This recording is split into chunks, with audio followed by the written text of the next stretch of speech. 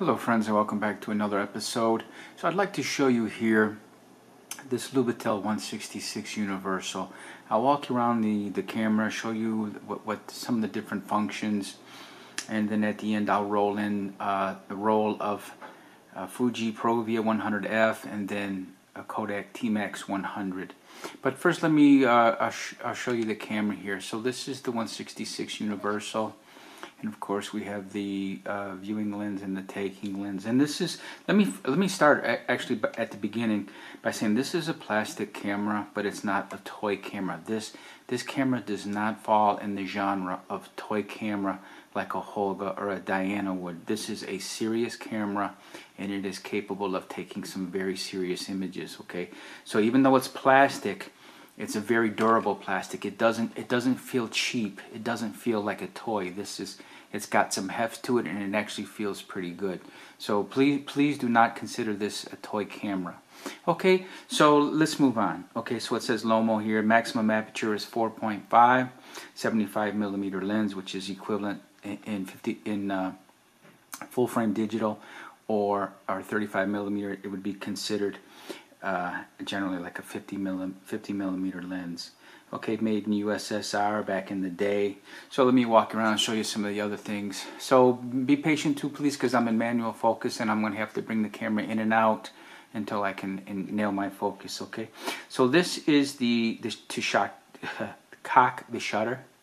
So we'll pull that down, and then you can just pull this button, push this button down to actually fire the shutter. Okay, and that's how you fire the shutter. This here, let me get my ink pen here so I can use the tip. So this here, this part here, let me get my focus again.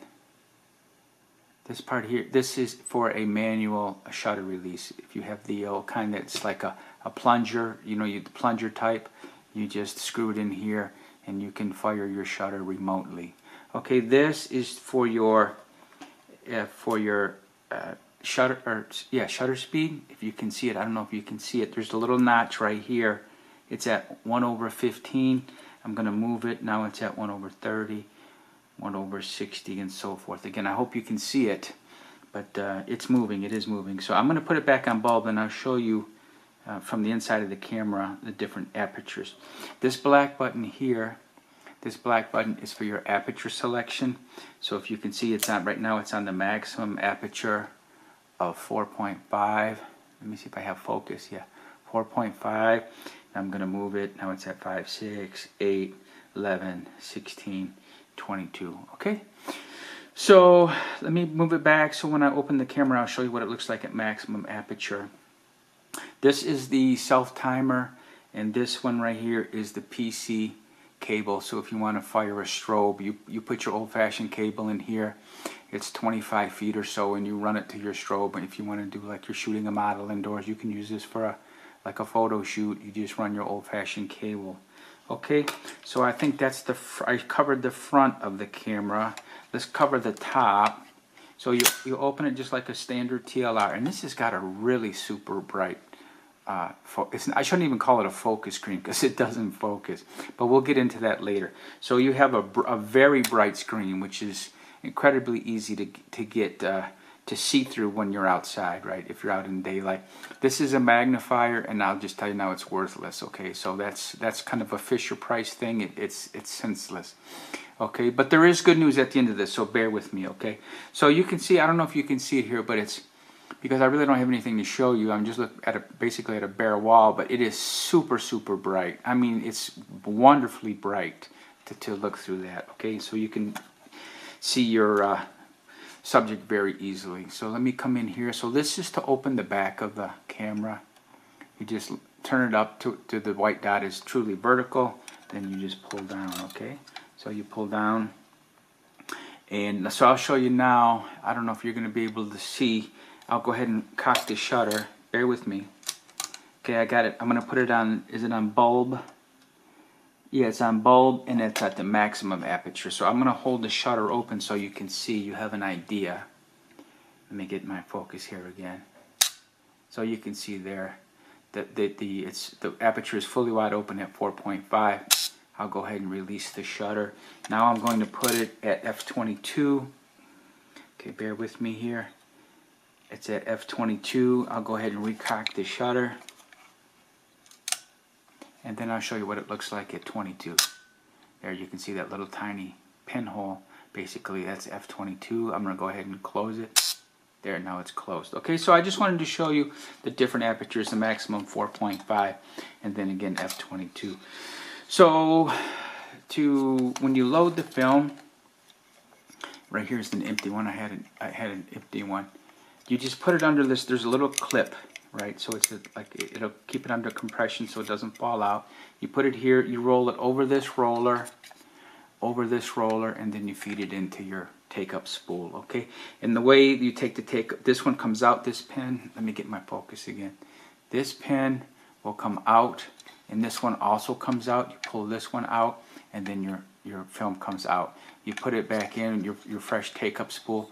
Push this one in, push this one in, and then you have, right, you're good to go. Okay, so this also comes with a this is also capable of taking 6 by 4.5, right? So I made this is just a little thing I made with an index card. So you have to buy it not secondhand, but you have to buy it separately. And it's a mask that you put in here, because this is 6 by 6, right? And the true dimension is 56 by 56. So I made this just to show you what it would look like if you buy the mask. You buy the mask and you put it in here, and it converts it. It's a plastic piece, right? But it masks, and it makes sure, now it gives you a 6 by 4.5, right? Which is really 56 by 41. That's what this mask is. I made it 56 wide by 41 high. And that's what the mask would look like. Okay, and so here's how it would. So let me close it again, and I'll show you the different windows. So let me get focus again. So let me turn it to the left. There's a little. This button is a disc. There's a little disc in here, and it swings left and right. And the reason for that is if you have the window over here. So I have this. I have the film backing, and I'll show you how it works. So I'm going to line this up as good as I can. Right, so you'd see here that when you roll it, so this isn't like the crank of a Rolleiflex or a Sheikah Mat 124G. You have to actually physically wind, and when you wind, you're looking through this little red window to see when your next exposure, your number comes in, right? And that's when you know how to stop. So see right here, for example, let me get my focus again. I'm out of focus here. So you could see here, this number 6 would be visible through the window when I reach my 6th frame. When this 6 comes in, so I'm winding it, and here it is coming this way, and then when it comes into the window, I stop, okay? And then I take my photo. If you're at 6, so you move the disc over, and now this one becomes visible. The disc is now blocking this side, and it's allowing light here. So it would be, you can see how it lines up. You're winding and winding and winding, and then you would see here, right, the number 8 would come in. They're all individually numbered, of course, but that's how you know. So you have, and this is for a larger negative, even a larger negative. But this is, so your 6 by 6, and this is your 6 by 4.5. So this would be your 6 by 4.5 indicator. So that's how that works. And then, you know, you just flip it back and forth from 6.5, 6 by 6 to 6 by 4.5. Okay, on the bottom of the camera is the tripod socket. This is a little reminder thing, right? It's kind of, this is old school. It's just, you turn it to, and I don't believe in that. It's kind of silly. What I have here is just the empty film pack. So you take your empty film pack and put it in your pocket. So you know what you have. You just have it in your pocket. So, and it says right here, see, so if you forget, this is the most important thing. It's just showing you have 100 speed film in there so that you know how to do your settings, right? So let's see, I covered that. This is of course the strap. I just used my little paracord again here with the cable ties to save money. This is not a hot shoe. This is a cold shoe, right? It's just you know, to hold things, but it's not a hot shoe. I think that's about it. So let me go over now the most important things and how to use the camera. So this camera, as I said, this magnifier doesn't work like on a Rollie or any other TLR. So the way you use the camera is, and you also vignette. If you try to lift this up and put it up to your eye, You can see here it's even doing it now, down below on the focus screen, it's vignetting. And you can't really see your full subject. So what you have to do is you actually have to drop the camera down to your waist. This is a TLR where you really, truly, honestly have to drop it down to your waist to get rid of the vignette. And then you can see the entire area of the focus screen to get your composition, right? And you can see here a horizontal bar. Those are the guidelines if you're in 6 by 4.5. There's two horizontal lines on the focus screen. It's hard to see the bottom one, but those are your composition lines, framing lines.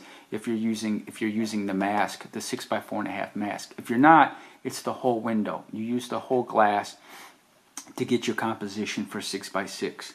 Okay, but you hold it down by your waist, and it's wonderfully clear. You can see your entire focus screen. So when I roll the film in, you're going to see I had trouble. I didn't know how to do that at first, and so my black and white images are going to be a little jacked. I was holding it up at my eye like a rollie, and then I learned after 4, 5, 6 images that I can't do that. I have to hold it down by my waist. So I ask your patience when you look at some of these black and white images, the composition isn't all that great. Okay, again, because I was learning how to use the camera. So let's talk about now, to sum it up, to sum this up. This is a tremendous camera. I am absolutely elated with this camera. It's just a wonderful, wonderful camera for $30. It's just insane. It's cheaper than a Holga and a Diana, and the images are 10 times superior to that, and it's cheaper. It's actually cheaper, $30 used, and I got two of these actually from Kiev, Ukraine. So, and it takes about 6 weeks, so be patient. When you order from the Ukraine, the mail, like Japan, if you order a camera from Japan, it's about 2 weeks. But if you order from Kiev, it's actually 6 weeks. So give it 6 weeks to reach your house. Okay, so what I'm trying to do is sum up in the best use, right? The best use for this camera. Okay, so with the focus being, oh, and I forgot to show you this. This is probably one of the most important things I forgot to show you because it's elemental to what I'm trying to explain. So let me get the focus right here. So let me start with the minimum focus distance. So here you can see it's at basically, let me get the focus again. Okay, it's at about 1 meter. Then it's at 1.3, 1.5, 1.7. Let me keep going. 2 meters. These are in meters again, not feet. 3 meters, 4 meters, 5 meters, 8 meters, 15 meters, and then you can see the Möbius band here, right, which means infinity. Well, there we go. Okay, so that's infinity. Now, because the camera can't focus, you almost cannot focus the camera. So let me boil it down to you very simply how you use the camera effectively. You use the camera, you shoot it at infinity. Right, try to keep it out, and you'll see here when you see my Provia, you'll see two brass. It almost looks like a fire department hookup, but it's not. It's drainage, right? And I tried to get in real close. It was about 1 meter, and I couldn't get focus, even though I tried and tried and tried. I tried to use this scale, and it still didn't hit focus, right? It's a blurry image. So the way you maximize the use of this camera is two things. You shoot 50 and 100 speed film out of this camera. Put it at infinity, right? Try to keep it at infinity.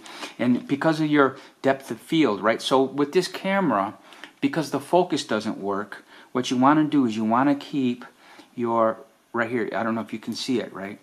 Your aperture, keep it at 16 and 22 because you're buying yourself depth of field, right? Like hyperfocal distance, right? If things are going to be more in focus, even if you get focus wrong, you're going to buy yourself a lot of room for error if you stay at 16 and 22. So I'm going to sum it up there, right? I don't want to go too much into. So if you want to maximize, get the most out of your camera, right? Because you can't focus this thing, use 50 and 100 speed films. Try to stay at or near infinity on your focus, and then buy yourself depth of field, buy yourself room for error by keeping your aperture at 16 and 22. Okay, so that's about it. I just, like I say, I just can't believe how tickled I am with this camera. I mean, for $30, this is an incredible bargain. I mean, well, you just look at the image yourself and you'll see. These are not $30 images. It doesn't look like it comes from a $30 camera.